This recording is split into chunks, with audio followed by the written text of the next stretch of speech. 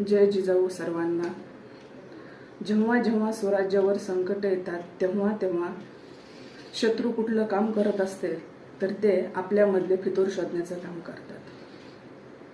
छत्रपती शिवाजी महाराजाच्या काळात सुद्धा खंडोजी खोपडे, बाजी घोरपडे, सूर्याराव असे बरेचसे फितूर होते आणि ते फितुरांनी तेच काम केलं की तुकड्यावर जगण्याचा आणि स्वराज्यांना विरोध करायचा।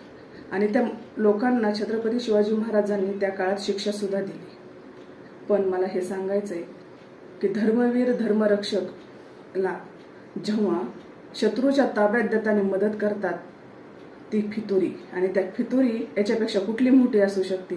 आणि त्या फितुरीच्या DNA मधून तयार झालेली औलाद म्हणजे आज जरांगे पाटील यांच्या विरोधात बोलताना दिसत आहे।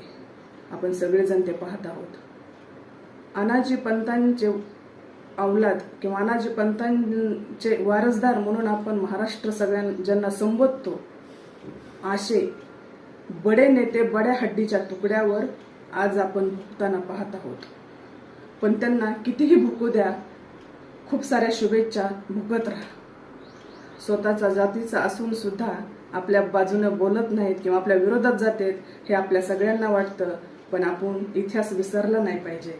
इतिहासाच्या काळात सुद्धा छत्रपती शिवाजी महाराजांच्या विरोधात रायबागीन देशमुख नावाची महिला संपत्ती आणि पैशासाठी मुघलांना जाऊन मिळाली आणि स्वराज्याविरोध बंड केलं आणि फितुरी केली।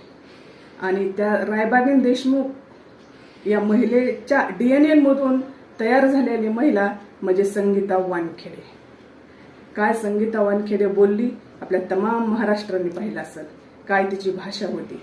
आणि त्या रायबागीन देशमुख नावाच्या महिलेतून DNA तयार झाली संगीता वानखेडे सारखी महिला, किंवा काल भेटायला जरांगे पाटलाला गमजा टाकून गेलेल्या महिला असतील किंवा अन्य कुणी असेल, कितीही फितूर तयार होऊ द्या, पण जरांगे पाटलाचं जे आंदोलन आहे, जे लढा आहे, तो कधीही मागे हटणार नाही। त्याचं कारण असं आहे, फितूर बोटावर मोजण्याइतके असतात, पण त्यांना साथ देणारा करोडोचा लाखोचा जनसमुदाय आहे।